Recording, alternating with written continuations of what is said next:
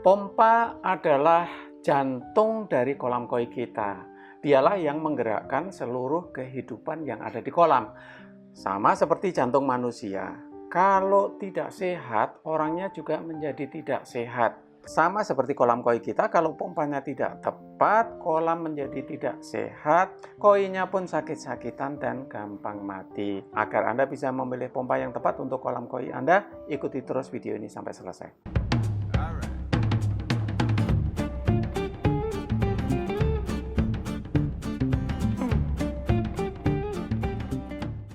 Paman dan Bibi, para pecinta dan peminat koi, nama saya Keko, saya adalah perancang kolam koi. Karena channel ini akan terus-menerus membuat video-video yang informatif tentang perkoian, maka untuk Anda yang belum subscribe, silahkan Anda subscribe. Baik, kita tadi sudah sampaikan bahwa pompa adalah jantung dari kolam koi kita. Ini memang benar adanya, sebab kalau kita kembali lagi kepada esensi kolam koi kita, bahwa kolam kita sebenarnya merupakan sebuah entitas yang terdiri dari utilisasi dan filtrasi, dan keduanya digerakkan oleh sirkulasi. Nah, sirkulasi ini yang membuat terjadi adalah pompa air. Jadi, kalau tidak ada pompa air, kolam koi kita tidak akan bisa berjalan dengan baik. Sekarang kita bicarakan tentang pemilihan pompa air poin per poin. Oke, yang pertama, sebelum kita memilih pompa, pada saat kita mendesain kolam, kita harus menentukan dulu yang namanya circulation rate. Penentuannya gimana caranya? Kita lihat total volume kolam plus filter yang kita miliki dulu. Misalnya, kolam kita 10 meter kubik atau 10 ton. Kita sebut 10 ton aja ya. Nah, circulation rate-nya yang umum untuk kolam koi itu antara 1 sampai 2 kali per jam. Sebenarnya sedikit keluar dari itu masih bisa, tetapi semuanya nanti menyangkut kepada pemipaan ya. Tetapi kita anggap saja circulation rate yang wajar untuk kolam koi adalah antara 1 sampai 2 kali per jam. Kalau sudah kita tentukan target dari circulation rate-nya, maka sekarang kita bisa memilih pompa yang cocok untuk kolam koi kita. Nah, gimana caranya kita memilih pompa? Nah, ada pompa submersible, ada juga pompa sentrifugal yang ditaruh di atas, tetapi saya asumsikan kita menggunakan pompa submersible saja seperti lazimnya untuk kolam koi. Sekarang bagaimana kita menentukan pompa yang cocok? Kapasitas pompa yang kita tahu di pasar, yang disebutkan di dalam spesifikasinya mereka, kalau ada pompa yang menyebutkan kapasitasnya 12.000 liter per jam, itu berarti adalah kapasitas pada head 0 atau kapasitas maksimum. Padahal kita kalau membuat kolam koi, bisa jadi kita akan mengangkat airnya lebih tinggi. Misalnya kita menghendaki air terjun. Nah, kalau airnya diangkat lebih tinggi, maka kita harus membaca grafik pompa atau grafik kinerja dari pompa masing-masing. Nah, ini adalah contoh performance curve dari pompa submersible. Performance curve ini dengan kata lain adalah grafik kinerja lah ya. Di performance curve ini ada 2 sumbu. Sumbu Y-nya yang ke atas ini menunjukkan head atau ketinggian. Kemudian sumbu X-nya yang ke kanan adalah debit atau flow rate, yang di sini satuannya adalah liter per menit. Nah, performance curve ini dari merek tertentu, ini dari satu series, ini ada 4 model, dari kecil sampai besar, yang kecil yang bawah, ya, yang paling besar adalah yang paling atas. Sebagai contoh, kita lihat aja yang paling bawah sekarang. Nah, contoh yang paling kecil ini, biasanya merek pompa itu menyebutkan kapasitasnya adalah kapasitas maksimal. Dengan kata lain pada head 0 atau pada ketinggian 0. Di sini kapasitasnya mendekati 2.500 ya, kalau kita panjangkan kurvanya ini mendekati 2.500 liter per menit. Tapi kalau headnya 0 ya, dan begitu kita naikkan dia, kita tarik naik, maka kapasitasnya akan turun. Nah, misalnya kita sekarang akan membuat air terjun dengan ketinggian 5 meter, tinggi banget ya, tidak cukup umum nih untuk kolam koi, tapi nggak apa-apa. Sebagai contoh, Anda mau membuat kolam terjun dengan ketinggian 5 meter, maka dia kapasitasnya akan turun, di sini akan menjadi sekitar 130 lah ya. Ini kalau kita tarik garis ke bawah begini, 130 liter per menit ini kurang lebih 7.800 liter per menit. Artinya kapasitasnya sudah turun. Begitu pula kalau kita naikkan lagi, maka kapasitasnya dia akan turun terus. Sehingga kalau sudah diangkat 10 meter, ya sudah nggak akan keluar airnya lagi. Jadi, Anda memilih pompa, itu mau tidak mau Anda harus membaca performance curve. Nah, tentang performance curve ini ada sebuah catatan dari saya. Head atau ketinggian, itu bukan dihitung dari badan pompa ke arah keluarnya air, tetapi dihitung dari ketinggian air, elevasi air asal ke titik keluarnya air. Itu harus diperhatikan, sebab saya lihat banyak orang memasang pompanya itu dinaikkan. Jadi pompanya bukan di dasar chamber, tetapi dinaikkan. Ketika saya tanya, kenapa pompanya dinaikkan? Biar debitnya bisa lebih banyak. Oh, nggak bisa. Sebab head atau ketinggian angkat dari pompa tidak dihitung dari badan pompa ke arah keluarnya air, tetapi dihitung dari permukaan air ke arah keluarnya air. Ini catatan untuk Anda. Baik, catatan yang kedua, pompa yang lazim dipakai di kolam koi adalah pompa submersible. Ya, ini berbeda dengan pompa sentrifugal yang biasa. Kalau pompa sentrifugal itu headnya ada dua, ada suction head, ada discharge head. Ya, suction head itu dari air sumber ke arah badan pompa, kemudian discharge head adalah dari badan pompa ke outletnya, ke titik keluarnya air. Sementara kalau di pompa celup yang kita pakai di kolam koi, kita hanya menghitung discharge head aja, jadi lebih simple ya dalam hal ini.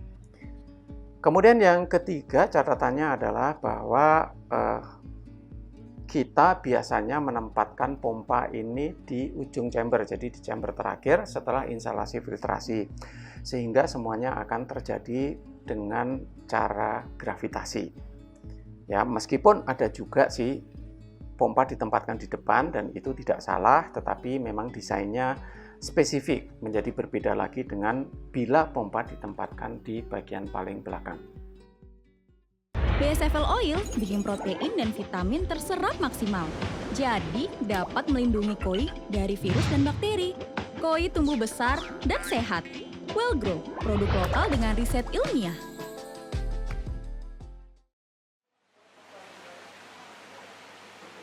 Baik, kita sudah menentukan kapasitas pompa berdasarkan kepada head. Tetapi ada hal lain lagi yang penting sekali untuk kita perhatikan. Ini ada hubungannya dengan capacity loss. Ya, ini hubungannya adalah dengan panjang pipa. Sebab yang mengurangi debit pompa air itu bukan hanya ketinggian, tetapi juga panjangnya pipa. Apalagi kalau jarak chamber pompa dengan outletnya, ya, yang masuk ke dalam kolam jauh, ini benar-benar harus diperhatikan. Semakin jauh akan semakin tinggi friction loss istilahnya, atau kehilangan debit air karena ada friksi, ada gesekan antara air dengan dinding pipa yang menyebabkan turbulensi. Nah, ini ada salah kaprah lagi nih.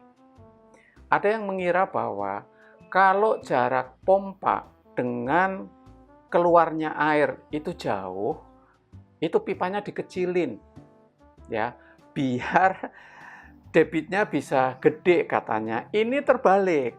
Yang benar adalah semakin panjang pipanya, kita justru perlu mengurangi friction loss dengan cara membesarkan pipanya agar aliran turbulensinya itu berubah menjadi laminar. Aliran laminar itu adalah aliran yang mengalir tanpa hambatan. Oke, tadi sudah kita ketahui bahwa ketinggian akan berpengaruh. Yang kedua, panjangnya pipa berpengaruh. Yang ketiga, Fittings yang kita pergunakan juga akan mengurangi debit air. Ya, elbow yang kita pakai elbow 90 derajat, 45 derajat, kemudian ada valve juga akan mengurangi. Nah, beruntung sekali kita sekarang ini mempunyai kalkulator secara online yang bisa kita pergunakan, dan nanti kita akan lihat deh sebagai contoh.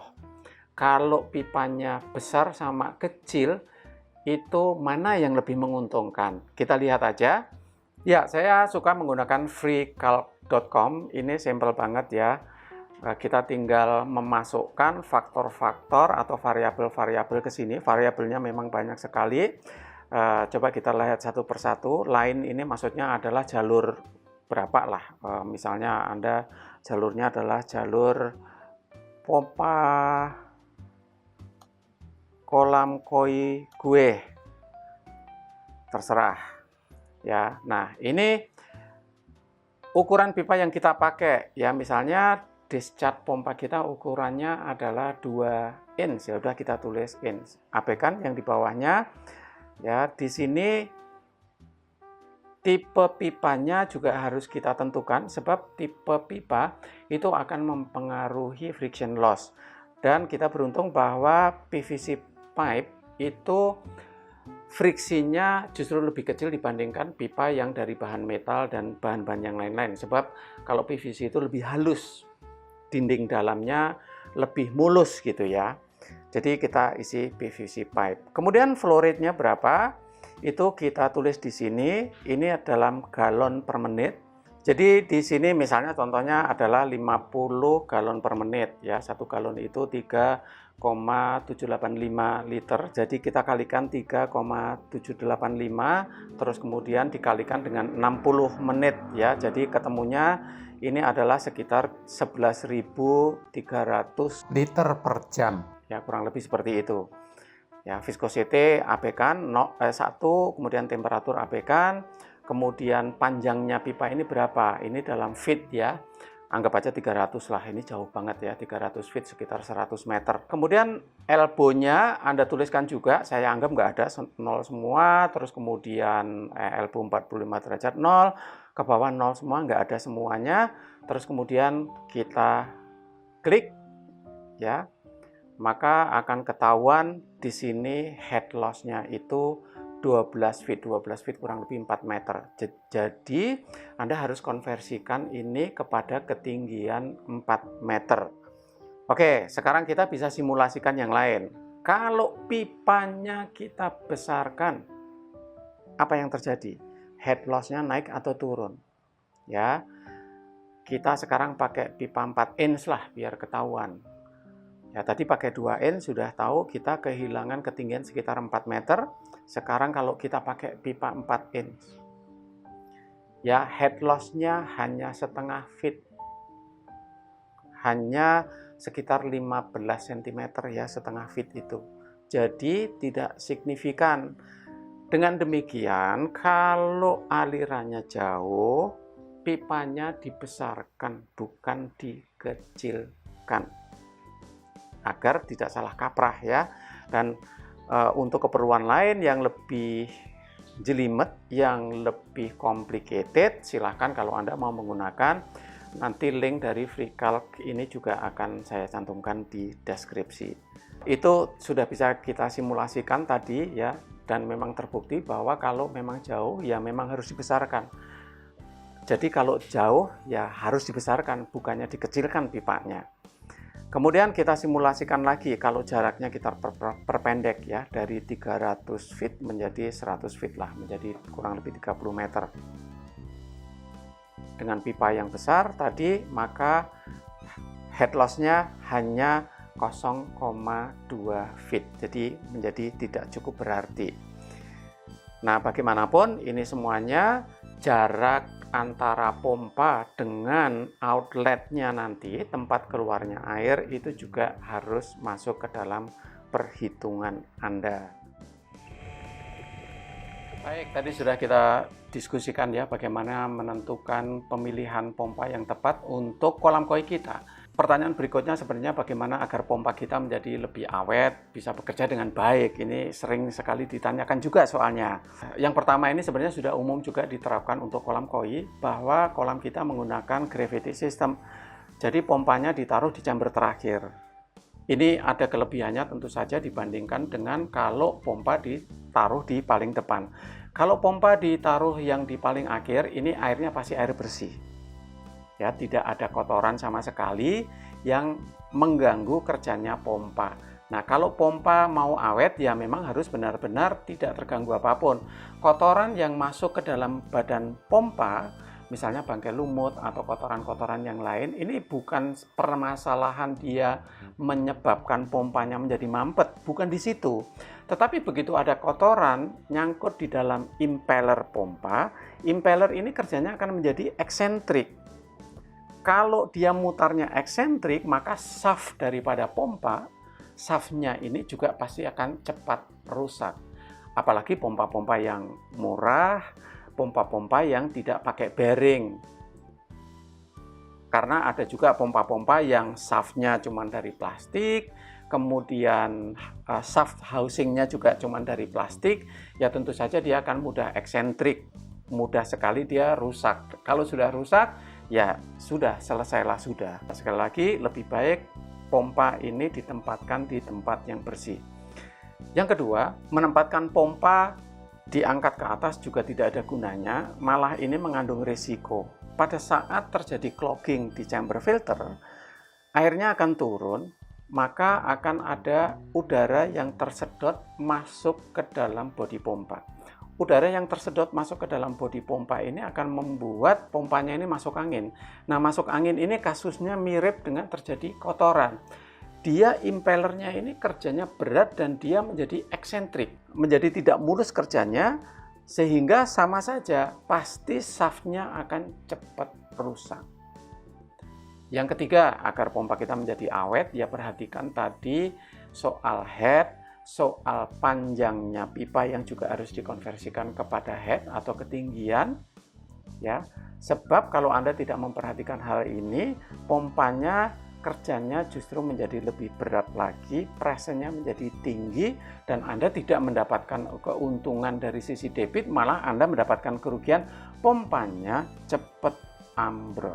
Itu ada 3 tips utama agar pompa kita menjadi lebih awet, ya. Yang tips yang terakhir adalah ya carilah pompa yang memang benar-benar reliable, yang bisa diandalkan. Kadang-kadang harganya memang lebih mahal, tetapi memang dia spesifikasinya lebih bagus, bahannya lebih bagus, konstruksinya lebih bagus, sehingga pada akhirnya juga akan menjadi hemat untuk kita dibandingkan pompa-pompa yang belinya murah tetapi menimbulkan masalah. Baik, tadi kita sudah berbicara mengenai circulation rate dan pompa, tetapi agar lengkap lagi pemipahan kolam koi, nanti kita bicarakan pada lain kesempatan. Paman dan Bibi, para pecinta dan peminat koi, nama saya Keko, terima kasih banyak. Semoga koi-koi kita berbahagia. Ciao.